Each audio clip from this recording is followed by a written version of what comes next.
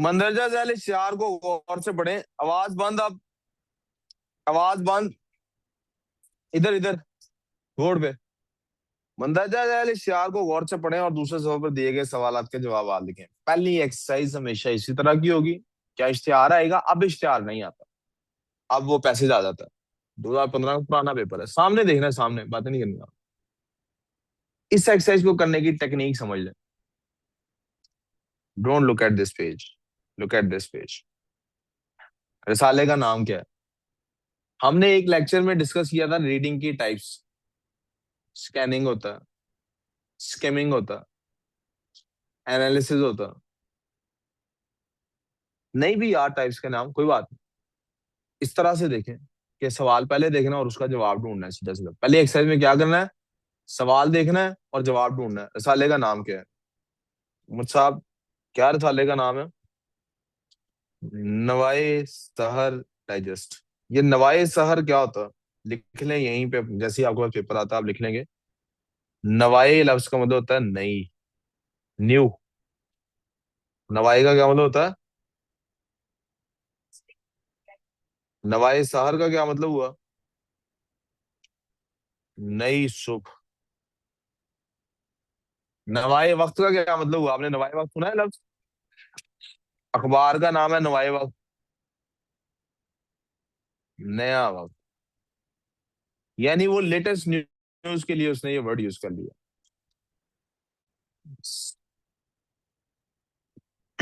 एक रखें, बाकी आगे जाने दो जी सर। रिसाले का नाम है नवाए सहर। बोलता हूँ बेटे, भी बताता हूँ। नवाए सहर। क्या आगे लफ्ज डाइजेस्ट लिखा जा सकता है? यस, लिखा जा सकता है। उमर पूछ रहा है, सर ये डाइजेस्ट का क्या मतलब है? ये डाइजेस्ट वही इंग्लिश वाला। यार आप लोग सवाल पूछने के अलावा बोलेंगे तो मुझे दिक्कत होती जाएगी। सवाल पूछने के लिए बोलना है 10 दफा बोलें, फजूल बोलना है तो ना बोलें। डाइजेस्ट ये वही वाला डाइजेस्ट है जो इंग्लिश में होता है।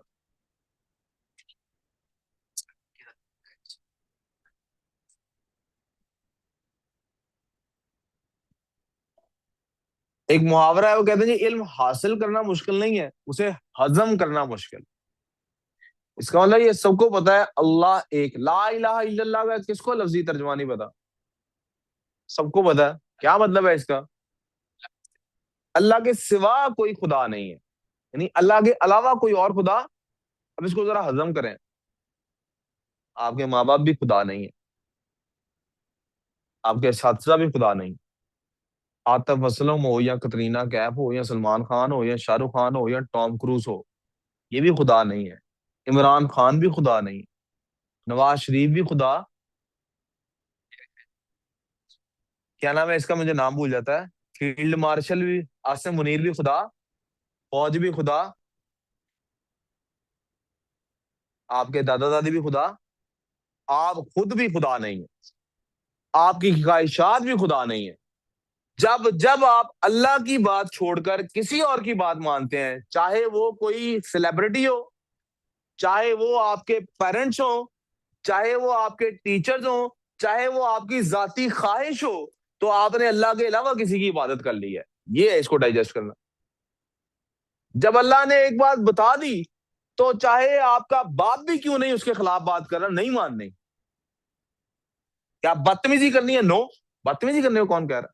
चलना उसी बात पे जो अल्लाह की इबादत के अलावा किसी और की बंदगी पॉसिबल, चाहे वो आपकी जाती ख्वाहिश ही क्यों ना हो। मिसाल के तौर पे अल्लाह ने आपको एक तरीकाकार बता दिया लोगों से मिलने जुलने का। आपने किसी के साथ ज्यादती नहीं करनी, आपने किसी के साथ बदतमीजी नहीं करनी। लेकिन ऐसा हो जाता है किसी से बात करते हुए दिल करता है इसका मुंह तोड़ दें, आप लड़ने निकल जाते हैं। दिस इज अगेंस्ट ला इलाहा इल्लल्लाह। आपकी शान में आपको गुस्ताखी फील होती है, आप लड़ नहीं पड़ते आपस में। इसने मुझे ये कह दिया, इसने मेरी तरफ ऐसे देख लिया, इसने मुझे ये कर दिया। मैं इसकी मिसाल आपको देता हूँ। क्लास में कितने लोग हैं जिनको ये इख्तियार हासिल होना चाहिए कि वो क्लास को सुपरवाइज करें, हेड करें, लीड करें? एक ही है ना? मैं हूं ना? जब मैंने कह दिया बकवास बंद और ध्यान काम पे, आपके दिल में ख्वाहिश हुई किसी बात को करने की दोस्त से, जब आपने उससे दोस्त से बात कर ली, क्लास डिस्टर्ब नहीं हुई, आपका लेक्चर डिस्टर्ब नहीं हुआ, शायद आपने मेरी बात भी मिस नहीं की, लेकिन आपने मेरे अलावा किसी की मान ली ना, ये मेरी बेइज्जती नहीं, बेइज्जती है। तो जब हमने तय कर लिया कि मेरे अलावा इस वक्त कोई इमामत नहीं करा रहा, तो ये कैसे हुआ कि आपने अपनी ही इमामत में कोई काम कर लिया? ये ला इलाहा इल्लल्लाह को आप समझ गए डाइजेस्ट करने का क्या मतलब है? ला इलाहा इल्लल्लाह को डाइजेस्ट करने में बहुत सारे मराहिल तय करने पड़ते हैं। आप किसी और की बात पे अल्लाह की बात को छोड़ के नहीं आ सकते। यहां तक समझिए मेरी बात। इसीलिए ये लफ्ज डाइजेस्ट नॉलेज के लिए इस्तेमाल होता है, और इसीलिए ये आहिस्ता आहिस्ता उन रसालों के लिए इस्तेमाल होने लग गया जिसमें लॉन्ग लॉन्ग राइट अप्स होते थे, स्टोरीज, लॉन्ग स्टोरीज। नावलेट होता है, नावल किस्तों में चलता है डाइजेस्ट के अंदर, बच्चियों ने कहीं ना कहीं देखे होंगे, डाइजेस्ट करना पड़ेगा। यहाँ तक तो प्रॉब्लम, आपको शायद यहाँ से ये भी आइडिया हो गया होगा कि ये पेपर मैं खुद क्यों क्लास में 3-4 महीने कराने हैं। ऐसे पढ़ते होते हैं चीजों को। छोटी सी इबारत आपके नॉलेज में बहुत सारा इजाफा कर सकती होती है। आप उसको देखें, सोचें उसके बारे में, इसका ये मतलब क्यों है, ऐसा ही क्यों लफ्ज इस्तेमाल हो, आपको नए लफ्ज बनाने आएंगे। ये गालिब और मीर तकी मीर इसलिए मशहूर है, ये नई नई नई नई टर्मिनोलॉजीज इंट्रोड्यूस कराते थे जो पहले नहीं होती थी, जो पहले दुनिया में एग्जिस्ट नहीं करती। शेक्सपियर इसलिए मशहूर है, इसने कई टर्म, हजारों टर्मिनोलॉजीज इंग्लिश की पहली दफा इंट्रोड्यूस इसने कराई है। कैसे? कोई लफ्ज किसी और चीज के लिए इस्तेमाल होता था, कहीं और इस्तेमाल कर दिया, बिल्कुल एक्यूरेट फील हुआ, आइंदा उसी के लिए इस्तेमाल होना शुरू हो गया। मैंने आपके सामने डाइजेस्ट ऐसे पढ़ना है। समझ आ गई मेरी बात? पहले सवाल का जवाब, और साथ साथ हमने पेपर सॉल्व करने की प्रैक्टिस भी कर लेनी। दूसरा सवाल, मज़ामीन के अलावा रिसाले में शाया, शाया लफ्ज का क्या मतलब होता है? पब्लिश। आ जाता है अभी आपके पास? होने वाली किसी किस्म की कहानी का जिक्र कीजिए। कहता है मजमून के अलावा जो भी शाया होती है कोई एक किस्म आप बता दें। अब देखते हैं रिसाले में ये बात क्या लिखी। इल्म और अदब के शौकीन लोगों के लिए खुशखबरी, नवाए सहर डाइजेस्ट की अजीम और मुफीद पेशकश, शायरी, ये आ गया ना, उसके अलावा मज़ामीन के अलावा, मज़ामीन के अलावा आ गया ना, आ गया कि नहीं आ गया? शायरी है, इश्तिहारात हैं, मज़ामीन उसमें ऑलरेडी उसने कहा था, इसके अलावा बताना है। का मजमुआ, मजाई, ये उसने जॉनराज बताए हैं, ये उसने क्या बताए हैं? जॉनराज। लेकिन राइटिंग क्या है? शायरी और इश्तिहारात। उसने कहा था किसी का जिक्र कीजिए, 1 नंबर का है, आप सिर्फ शायरी लिख देंगे तब भी काफी, आप इश्तिहारात लिख देंगे, स्लैश डालनी हमारे लिए अलाउड नहीं है, आप इश्तिहारात लिख देंगे तब भी काफी, और आप वहीं से पूरी की पूरी इबारत उठा के डाल देंगे तब भी काफी। कोई प्रॉब्लम? खसूसी पेशकश कितनी मुद्दत के लिए है? सुनहरी बातें, मशहूर लोगों के हालात जिंदगी, लजीज पकवान के तरीके, जल्दी करें, ये रियायत सिर्फ 1 माह के लिए है। कितनी देर के लिए है?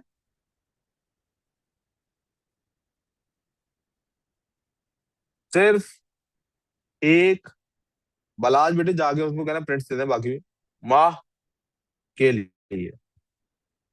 ध्यान देखो प्रॉब्लम। अगला सवाल, एक शुमारे की कीमत। शुमारा क्या होता है? शुमारा बेटे काउंटिंग को कहते हैं, बेशुमार, अनकाउंटेबल, शुमार करना, काउंट करना। फाहद, बात सुनो, बेटा सबको प्रिंट आउट मिला है? चेक करो भाई, मैंने 24 प्रिंट्स की कॉपी दी थी, आपने 8-10 भी नहीं दिए। तो देखो ना मशीन में कोई मसला है कि दोबारा कमांड दो। एक शुमारे की कीमत क्या है?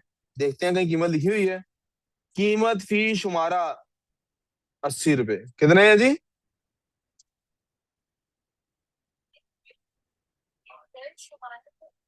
एक दफा जो पब्लिकेशन आनी है, शुमारा काउंटिंग होती है। शुमारा यानी मंथली है ना कोई रिसाला, तो जनवरी में जो आता है वो एक शुमारा है, फरवरी वाला दूसरा शुमारा है, मार्च वाला तीसरा शुमारा है। जी, एक, हाँ, एक कॉपी की कीमत। फिर आगे लिखा है सालाना डाक का खर्चा आपके लिए सिर्फ 780 रुपये, 340 रुपये आपके लिए सिर्फ 780 रुपये। 12 शुमारों की कीमत, कुल रकम 420 की खसूसी बचत, बैरून मुल्क कारीन के लिए 30% रियायत, इस नंबर पे राब्ता कर सकते हैं, वगैरह वगैरह। आप जरा तवज्जो करें। उसने पूछा था एक, वो जानना क्या चाहता है आपको लफ्ज फी, आपको इसमें से ढूंढ के क्या ये समझ आई फी शुमारे का क्या मतलब है? फी शुमारे का क्या मतलब है? पर पीस। फी शुमारा। तो यहां पर अब क्या लिखना है? क्या दूसरा 8 लिखने की जरूरत है? क्या उर्दू में लिखने की जरूरत है? यही वाला काफी है। ठीक है। अक्सर जगहों पे ये मिसकंसेप्शन है कि आपको 80 अगर लिखना है तो ऐसे लिखना है, या ऐसे लिखना है उर्दू में। ये मिसकंसेप्शन है। एग्जामिनर की ये डिमांड है आपसे। सालाना अजाफी अखराजात क्या है? अब अजाफी अखराजात साल के निकालने। सालाना अजाफी अखराजात, ये सिर्फ डाक का खर्चा। अच्छा जी, वापस आ गए जी। उसने पूछा अजाफी खर्च बताना है आपने, क्या पूछा उसने? इसका मतलब है जो ओरिजिनल उसकी कंटेंट की खर्चा है वो काउंट। एक रसाला कितने का है? 80 रुपए का है। 12 कितने के हैं? 960 के हैं, ये काउंट। सालाना डाक का खर्चा, क्या ये इजाफी खर्चा है?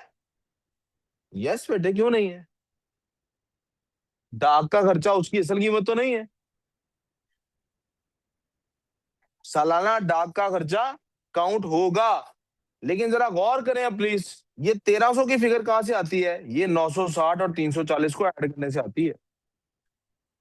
कि अगर कोई बंदा साल के काउंट करता है, अगर कोई बंदा प्लस, इसका मतलब ये 1300 काउंट नहीं होगा। अगर कोई बंदा साल के रिसाले खरीदता है तो 960 के रिसाले बनते हैं। 340 साल का डाक का खर्चा है, तो टोटल 1300 बन गया। हमसे उसने सिर्फ अजाफी मांगा है, तो हमें ये 1300 वाली फिगर भी काउंट। इसका मतलब हम सिर्फ अजाफी में क्या काउंट हो रहा है फिलहाल? 340। क्या काउंट हो रहा है? अच्छा जी। अब वो कहता है आपने इसमें से देना है सिर्फ 780। कितने देने हैं? ये 780 क्यों देने हैं? क्योंकि 420 की आपके पास बचत है। 420 की आपके पास। आपने कितने देने हैं? 700। क्यों 780 देने हैं? क्योंकि आपके पास 420 की।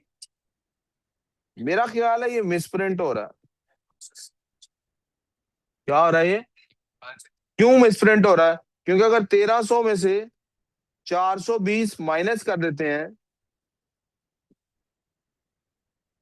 तो 980 बनता है। सॉरी, 880 बनता है। क्या बनता है? कोई प्रॉब्लम?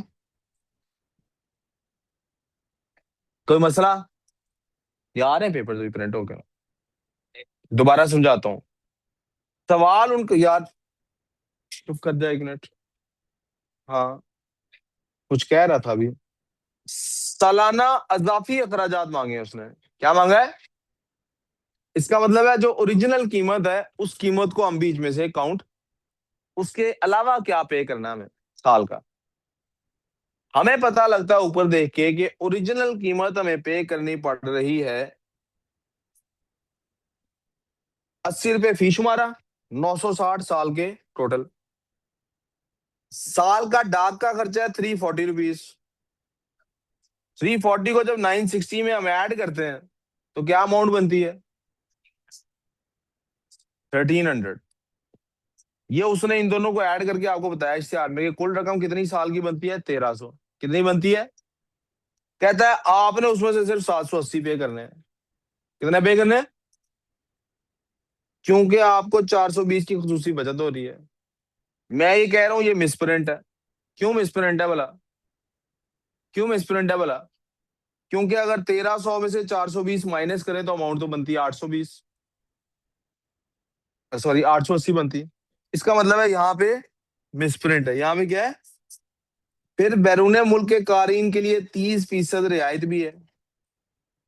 हमें क्या इनके बारे में पूछा गया है? नो। हमसे सिर्फ अजाफी खर्चे के बारे में पूछा गया है। क्या पूछा गया है? अब अजाफी खर्चा 340 रुपये था बेटे। कितना था? इस पूरी फिगर में से हमारे पास अजाफी खर्चा सिर्फ कितना निकला? बाकी सारी फिगर्स का अजाफी खर्चा। आंसर क्या हुआ हमारे पास?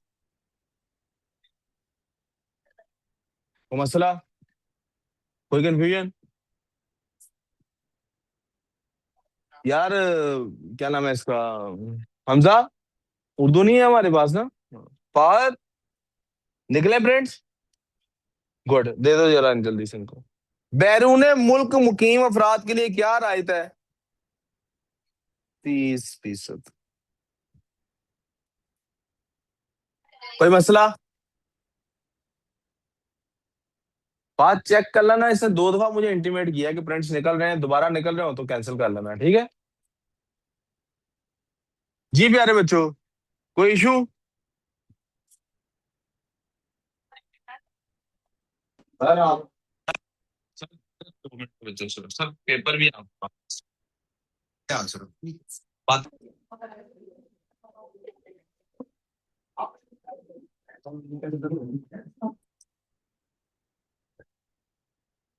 ये क्या लिखा हुआ बेटे? दूसरी एक्सरसाइज। पेपर में भी जो दूसरी एक्सरसाइज आएगी बेटे, उसको भी सॉल्व करने का क्या तरीका होगा? इस पूरे पैसेज को आप क्या कर देंगे? इग्नोर। क्या कर देंगे? आप सीधा जाएंगे इस सवाल पे।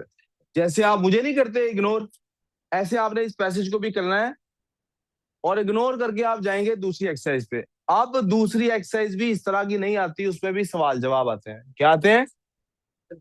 पहले इस तरह से आती थी। क्या? ये देखें, एक हेडिंग है असली नाम। किसका असली नाम? राजेश खन्ना का असली नाम। हम वापस पैसेज में जाएंगे। अब आपको उधर सेंटेंसेस में से, पैसेज के सेंटेंसेस में से राजेश खन्ना का असली नाम ढूंढना है। राजेश खन्ना का नाम किसी तारुफ का मोहताज नहीं है। उनका असली नाम जतन खन्ना था। I will always recommend to you guys कि आपने जब भी आंसर मिले उसको अंडरलाइन करना है। क्या पूरा सेंटेंस लिखना लाजमी है? नो। सिर्फ और सिर्फ एक्चुअल वर्ड लिख देना काफी है। कोई मसला? कोई मसला? यहां से आगे अब हम क्या करेंगे? इंग्लिश की क्लास के लिए चलेंगे, और उर्दू का ये पेपर यहां से आगे आपसे जितना सॉल्व होगा आप घर से सॉल्व करेंगे। बाकी कल हम क्लास में इसको इसी तरह से डिस्कस कर रहे होंगे। ठीक है? जी मैं अभी कर देता हूँ।